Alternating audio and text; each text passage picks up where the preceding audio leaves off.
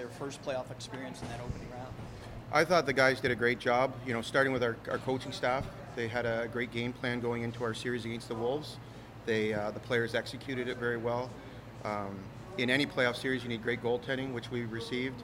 As did they. I thought both goalies and all three goalies in the series were very good, and we knew it was going to be a tough series going in against the Wolves, which it turned out to be. And Game 3 was epic for us.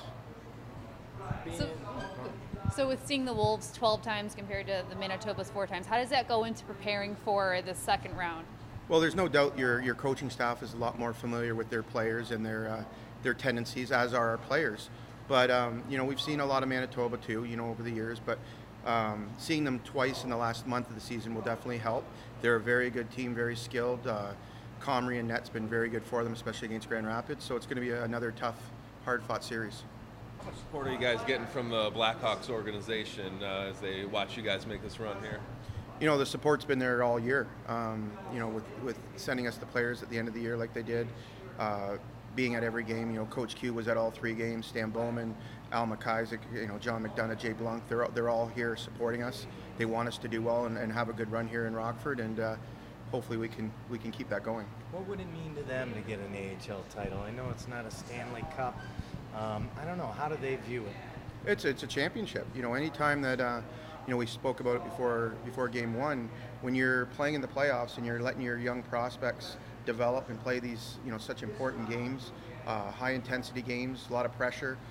The longer you can play, the more experience they're gaining. So if we could, go round by round, obviously game by game, but the longer you can play, it only benefits the players and it benefits the Blackhawks organization. What was your thoughts on that game 3?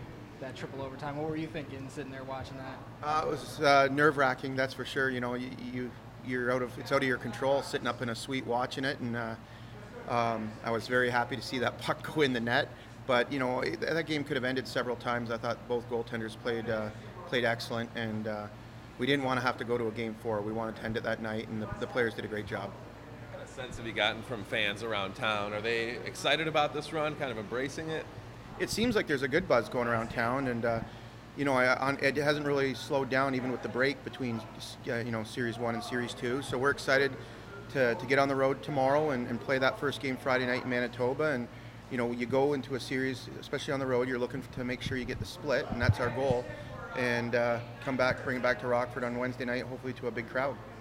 It's only the 3rd time that the IceHogs have been in the second round of the playoffs. So, obviously you're not in the locker room with them, but how big is it for this club to be in this position? Well, anytime you're playing hockey in May, you're happy. And we want to be playing hockey in June, though. And that's the goal of this team right now. They're going to be well prepared. I know Jeremy and the coaching staff have been preparing all week for this. Unfortunately, we didn't know until Monday night who our opponent was going to be, so they were kind of breaking down 2 teams. Now they can focus solely on the Manitoba Moose, but we're going to be well prepared and give it everything we have to keep this thing rolling. And you learn a lot about your coaching staff, your players, your young guys at this time of year too. You can learn probably more now than during a regular season stretch. Well, you learn a lot in a 3 overtime. Who's got what left in the tank, who's going to give you everything, who's going to lay down and block a shot at a pivotal time. And you're always looking for people to step up, and it's always, for us, the first 3 games, I think it's been someone different each game, and we need that to continue. We've got a great veteran leadership group here. Like I said, our coaching staff has done a phenomenal job all year.